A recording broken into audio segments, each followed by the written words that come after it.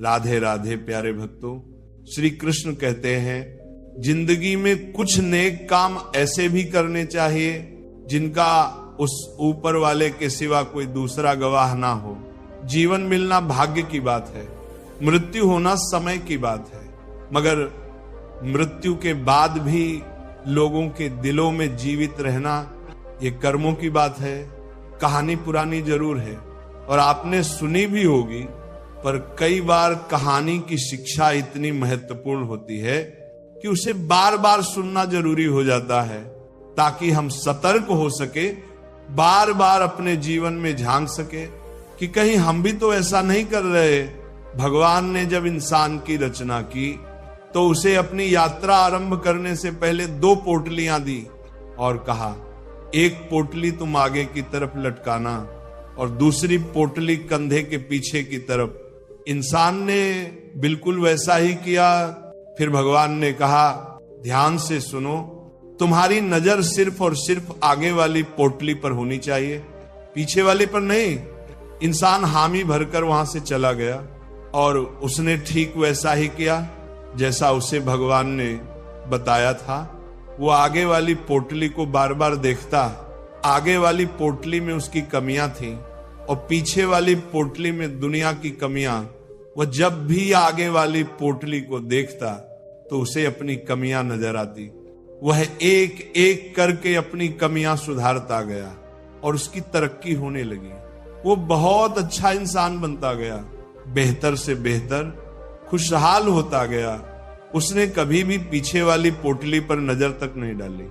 एक बार वह तालाब के किनारे नहाने के लिए रुका, उसने दोनों पोटलियां तालाब के किनारे छोड़ दी। नहाकर जब वो बाहर आया तो उसे समझ ही नहीं आया कौन सी पोटली आगे वाली थी और कौन सी पीछे वाली, क्योंकि दोनों बिल्कुल एक जैसी थी।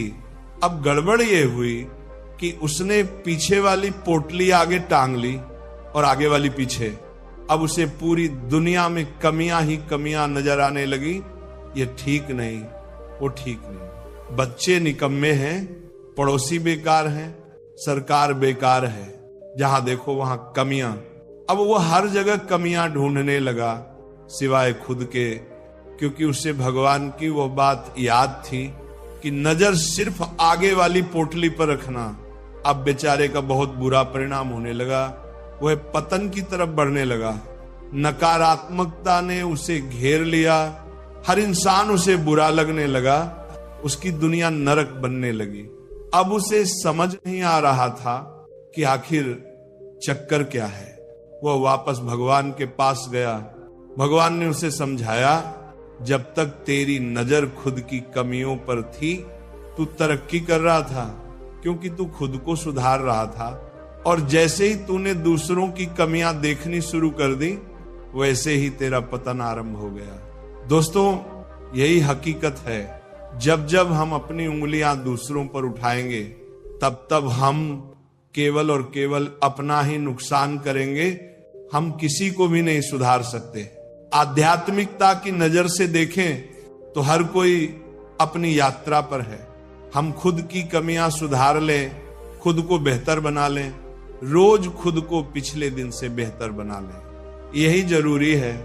किसी ने क्या खूब कहा है, झांक रहे इधर उधर, सब अपने अंदर झांके कौन, ढूंढ रहे दुनिया में कमियां, अपने मन को ताके कौन, दुनिया सुधरे सब चिल्लाते, खुद को आज सुधारे कौन, पर उपदेश कुशल बहु तेरे, खुद पर आज चारे कौन, हम सुधरे तो जग सुधरेगा, ये सीधी बात विचारे कौन।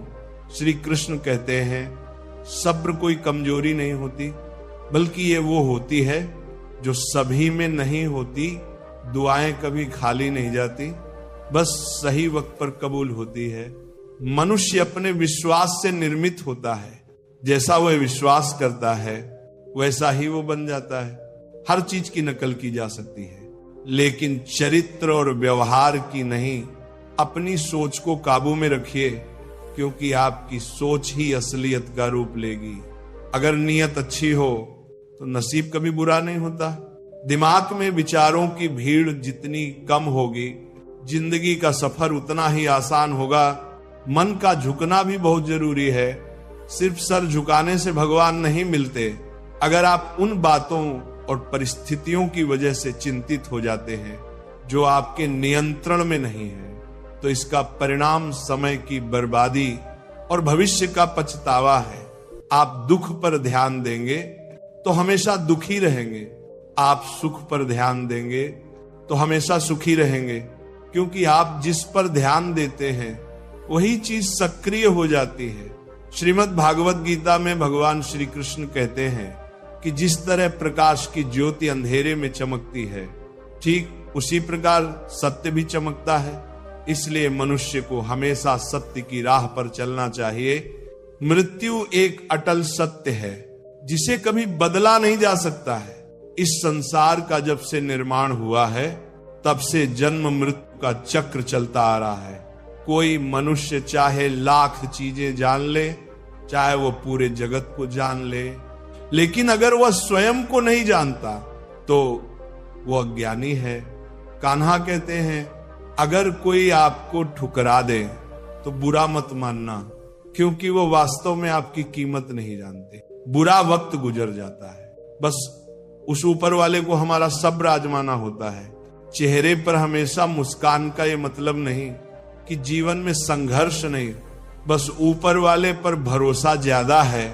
जिंदगी में अगर कुछ बड़ा करना है तब दो चीजें हमेशा याद रखना कि जो खोया है उसका गम नहीं, जो पाया है वह भी किसी से कम नहीं।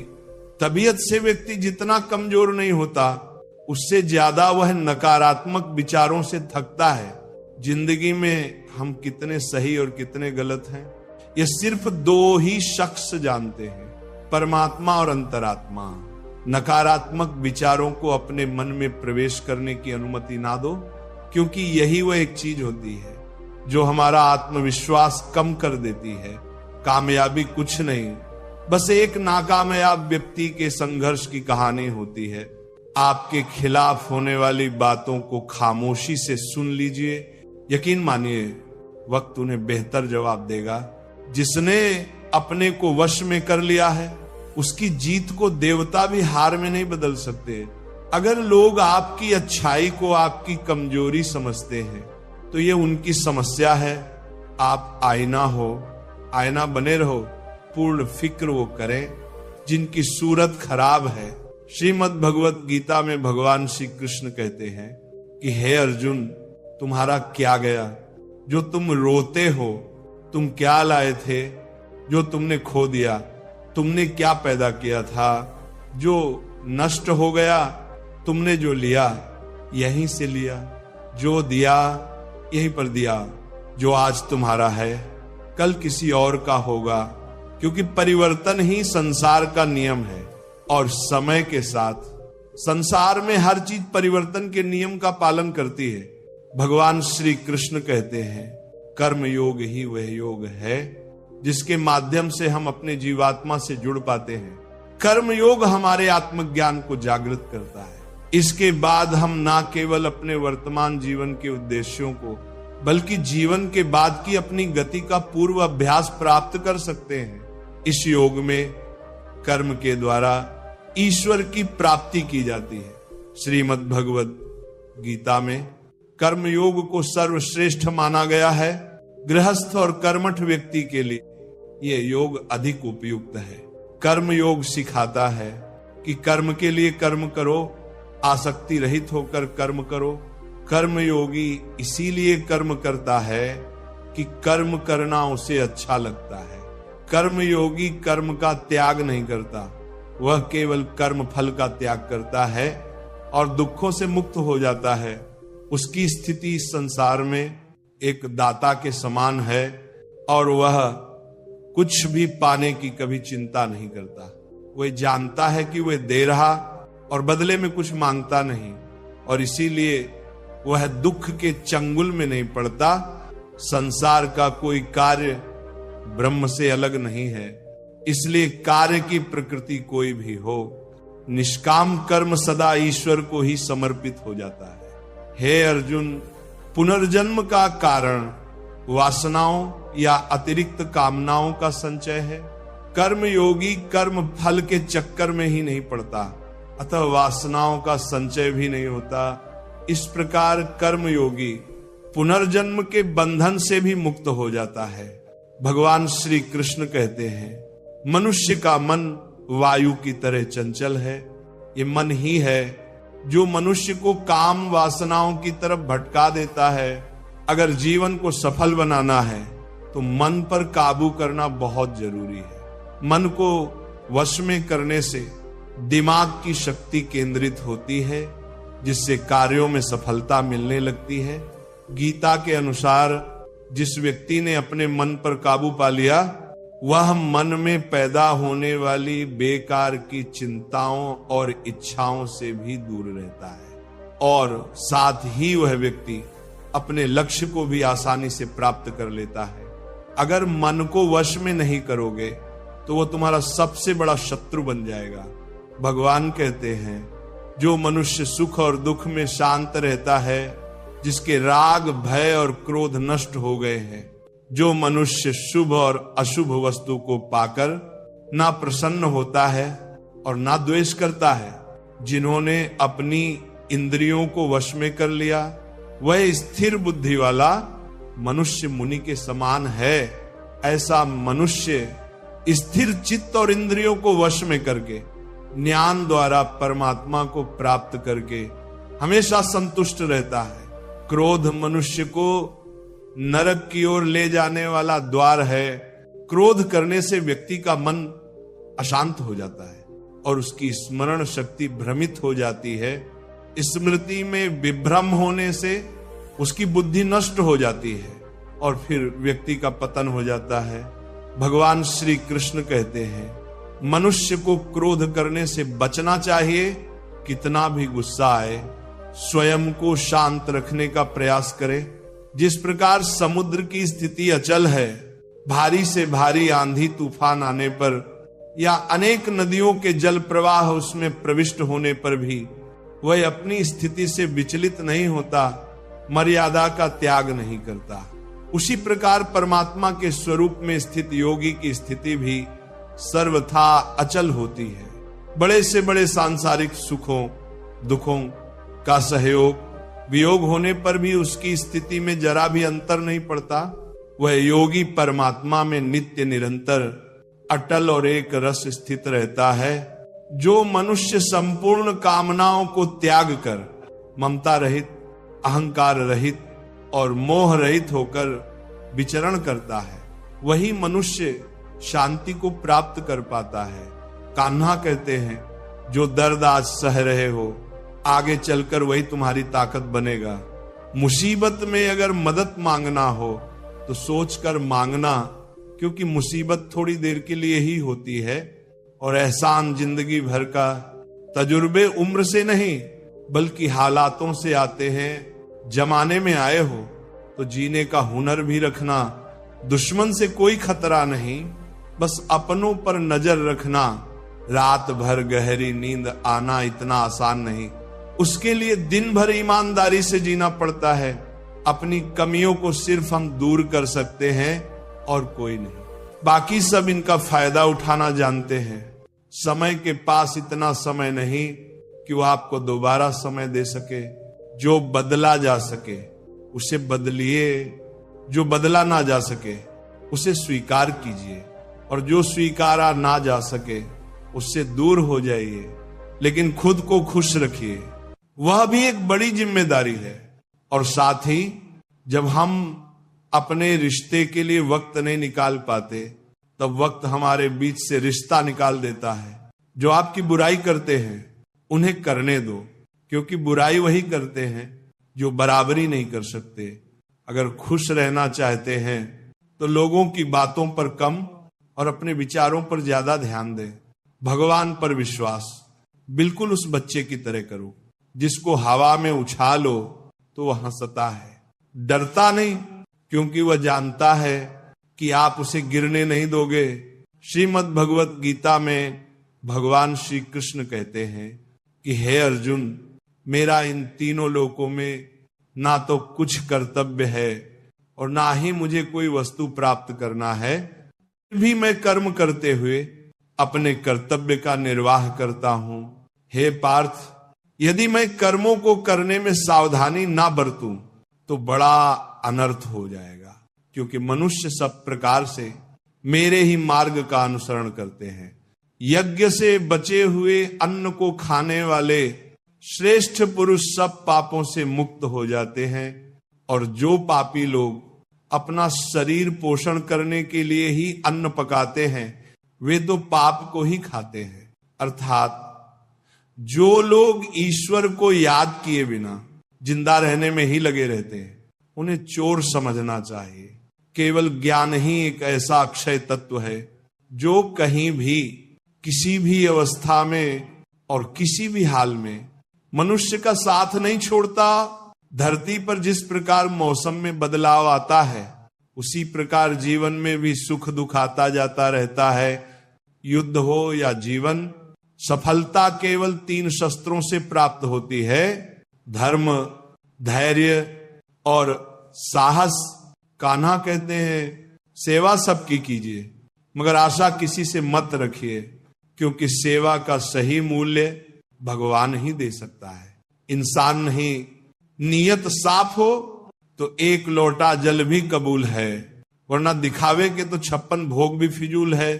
कहां मिलता है कोई ऊपर वाले के सिवा समझने वाला?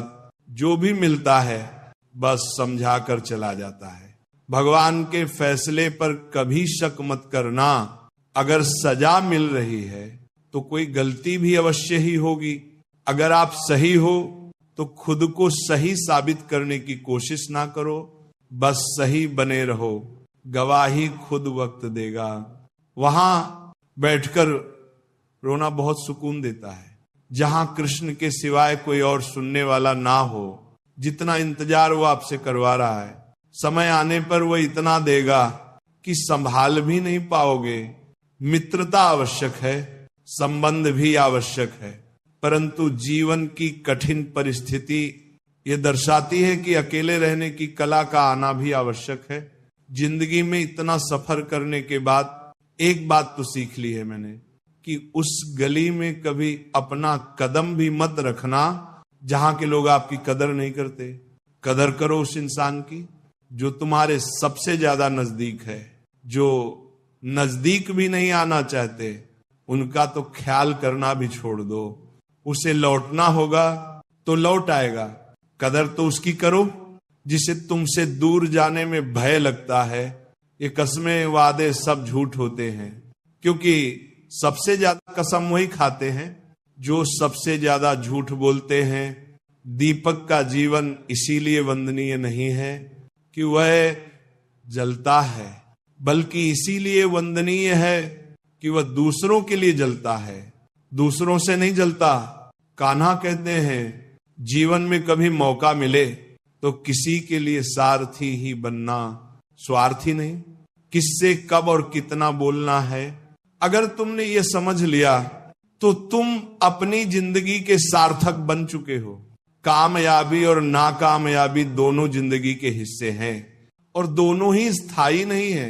जिंदगी की आधी शिकायतें यूं ही दूर हो जाएंगी अगर लोग एक दूसरे के बारे में बोलने की जगह एक दूसरे से बोलना सीख जाएंगे। विश्वास किसी पर इतना करो कि वह तुम्हारे साथ छल करते समय खुद को दोषी समझे, और प्रेम किसी से इतना करो कि उसके मन में सदैव तुम्हें खोने का डर बना रहे। 4 वेदों का अर्थ नहीं भी जानो तो कोई बात नहीं, लेकिन समझदारी, जवाबदारी, वफादारी और ईमानदारी, इन 4 शब्दों का मर्म जान लो तो भी जीवन सार्थक हो जाएगा।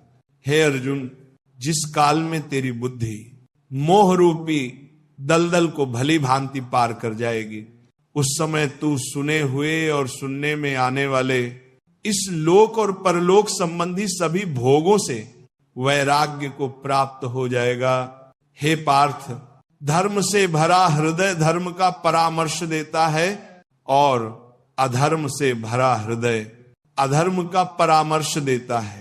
कान्हा कहते हैं दुष्ट लोगों की भलाई कभी नहीं करनी चाहिए, क्योंकि बिच्छू को आप कितना भी प्यार कर लो फिर भी वो डंक ही मारेगा। लोग तुम्हारी कदर तभी करेंगे जब तुम भी उन्हें उन्हीं की तरह नजरअंदाज करना सीख जाओगे। जिन्हें उधार लेने और दूसरों से एहसान लेने की आदत होती है वह हमेशा तनाव में घिरे रहते हैं। उस इंसान की कदर कम की जाती है जमाने में जो दूसरे इंसान की कदर नहीं करता। किसी को इतना भी सर पर मत बैठा लेना कि सर दर्द बन जाए, और किसी की इतनी भी खुशामद मत करना कि वह आपके लिए बेकदर हो जाए। आईने में जो दिखता है उसके अलावा किसी और पर आंख मूंद कर भरोसा मत करना। दूर रहना उन लोगों से जो आपकी कदर तब तक करते हैं जब तक आप काम हो। जल्दबाजी में कोई भी फैसला ना लें, क्योंकि जल्दबाजी में लिया गया फैसला अक्सर गलत हो जाता है। अपने पंखों पर भरोसा रख। हवाओं के भरोसे तो पतंगे उड़ा करती हैं। यहां गरीब जमीन पर पड़ी रोटी भी हंसी खुशी खा लेता है, वहां अमीर हाथ से मिली रोटी की भी कदर नहीं करता। जो मिला नहीं उसे पाने की ख्वाहिश जरूर करना, पर जो मिला है उसकी बेकद्र कभी मत करना। प्यार का असर उस रिश्ते में खत्म हो जाता है जहां एक दूसरे की कदर करना कम हो जाता है।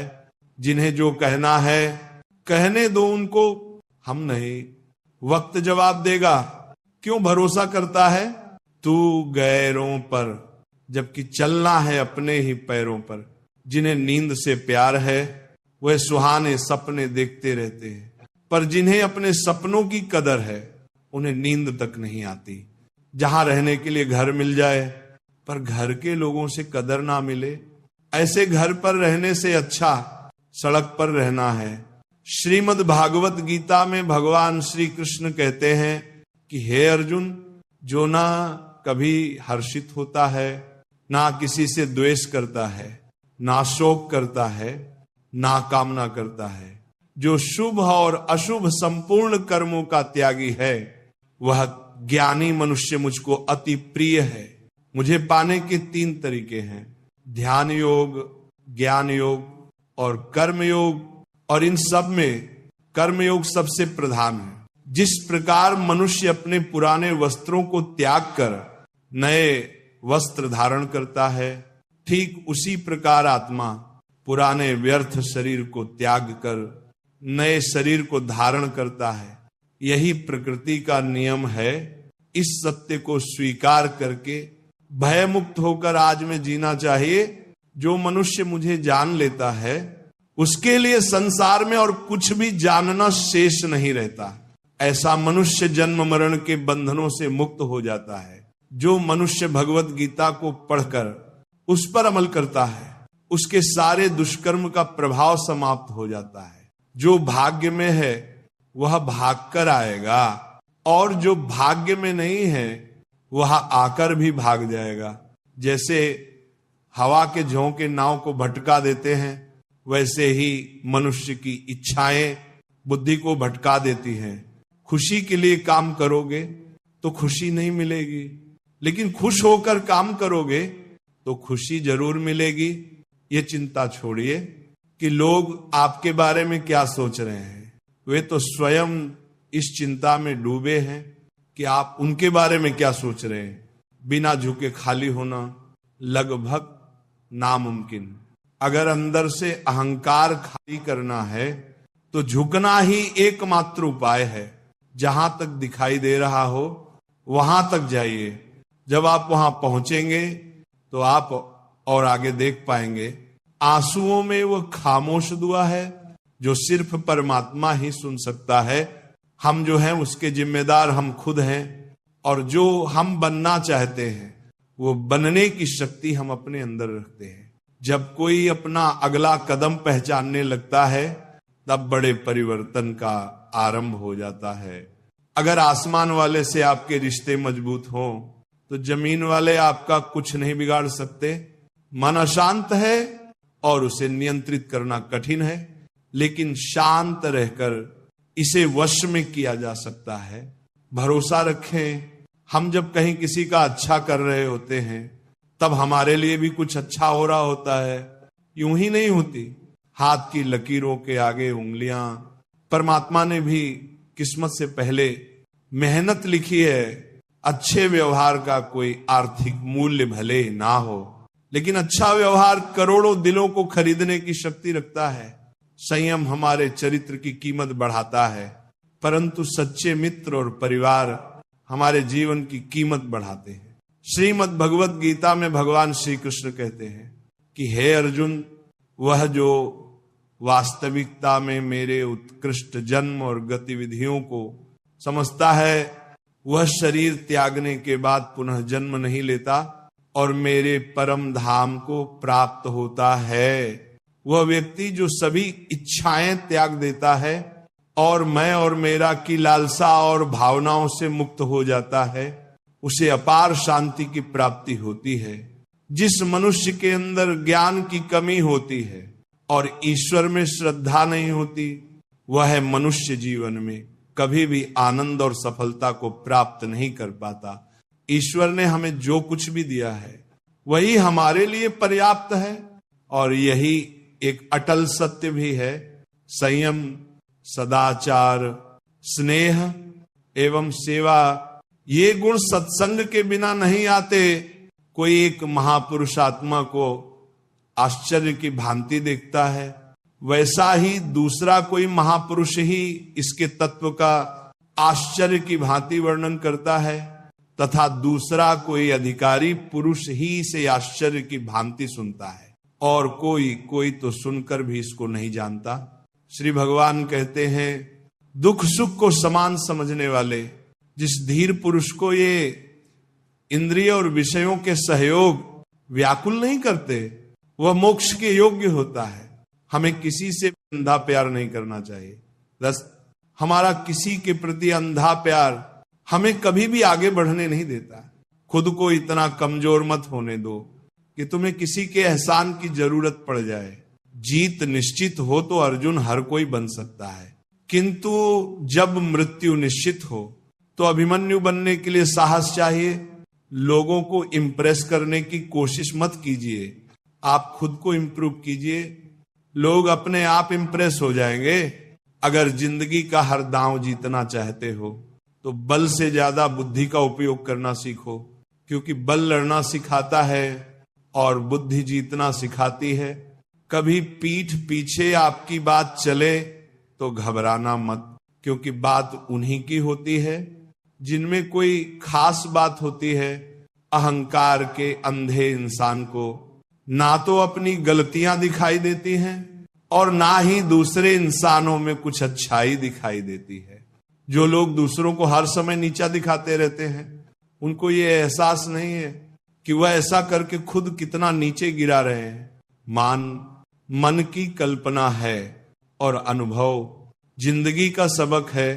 सच्ची खुशी तभी होती है जब आपकी सोच, कथन और कर्म में समानता हो।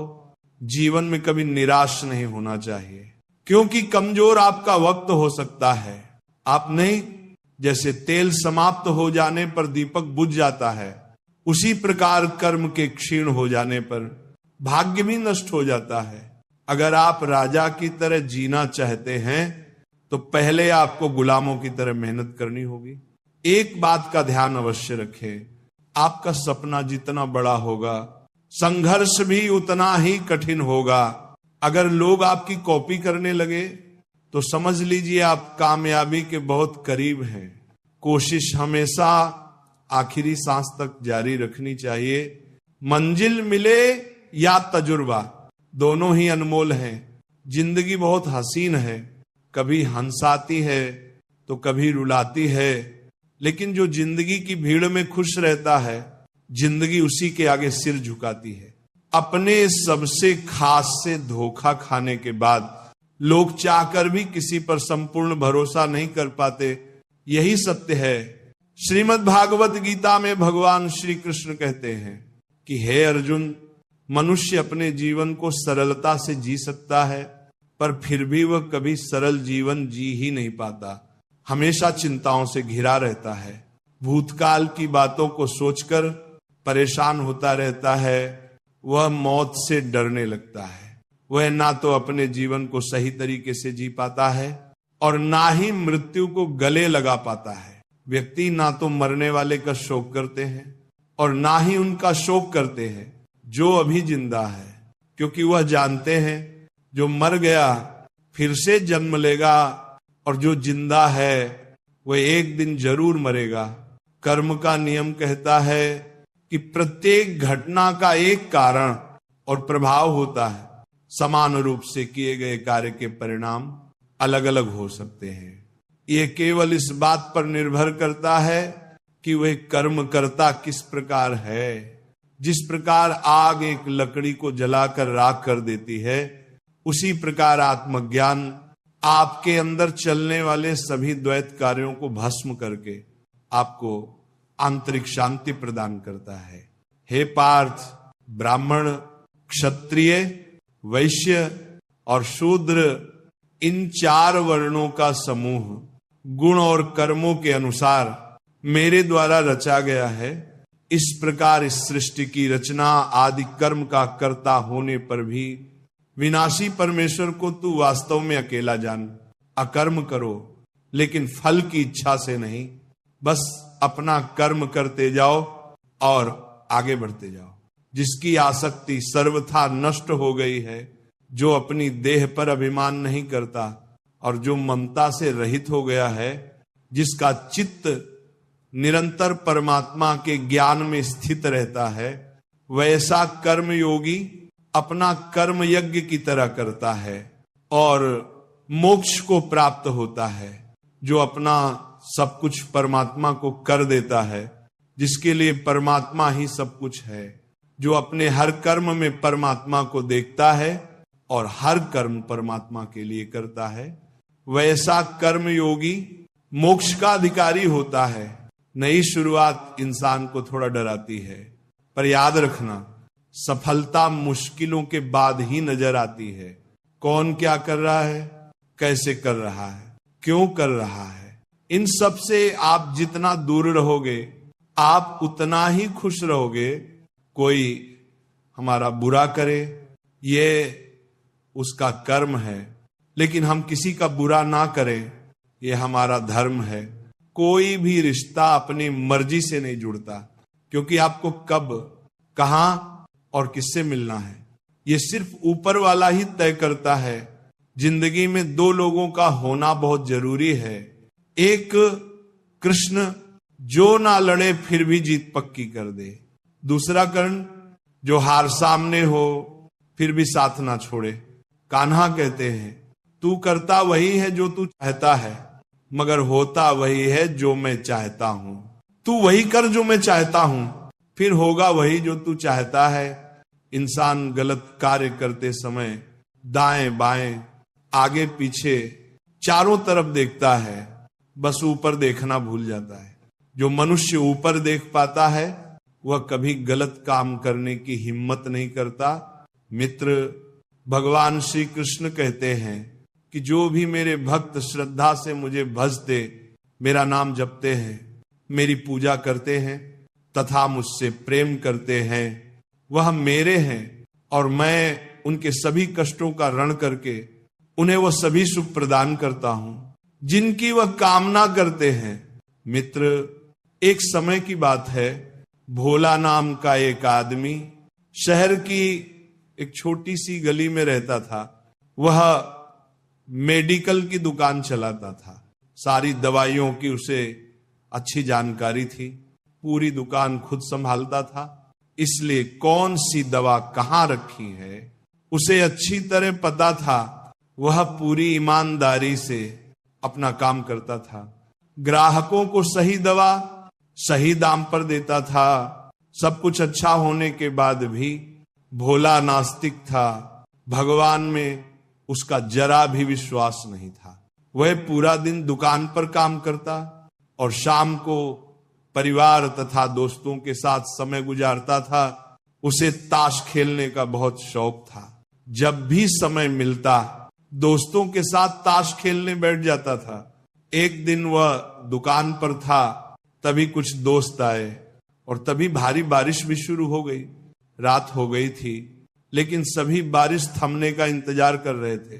बिजली भी चली गई थी। बैठे बैठे क्या करे, सोचा मोमबत्ती की रोशनी में ताश ही खेल लेते हैं।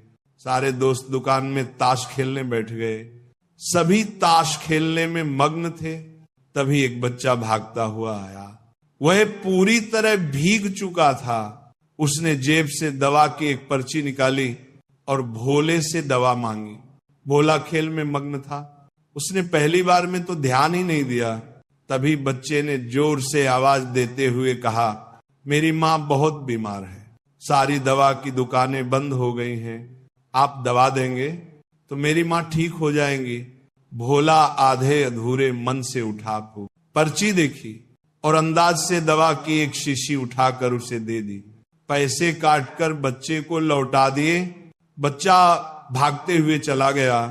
तभी बारिश रुकी और भोले के दोस्त चले गए और भोला भी दुकान बंद करने लगा। तभी उसे ध्यान आया कि रोशनी कम होने के कारण उसने गलती से बच्चे को चूहे मारने वाली दवा की शीशी दे दी है। भोला के हाथ पांव फूल गए। उसका दिल जोर जोर से धड़कने लगा। उसकी 10 साल की नेकी पर मानो जैसे ग्रहण लग गया। उस बच्चे के बारे में सोचकर वह घबराने लगा।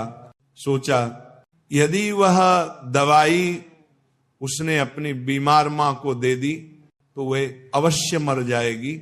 बच्चा भी बहुत छोटा होने के कारण उस दवाई को तो पढ़ना भी नहीं जानता होगा। एक पल वह अपनी इस भूल को कोसने लगा और ताश खेलने की अपनी आदत को छोड़ने का निश्चय कर लिया। पर यह बात तो बाद में देखी जाएगी। अब क्या किया जाए? उस बच्चे का पता ठिकाना भी तो वो नहीं जानता। कैसे उसकी बीमार मां को बचाया जाए? सच में कितना विश्वास था उस बच्चे की आंखों में। भोला को कुछ सूझ नहीं रहा था। घर जाने की उसकी इच्छा मर गई।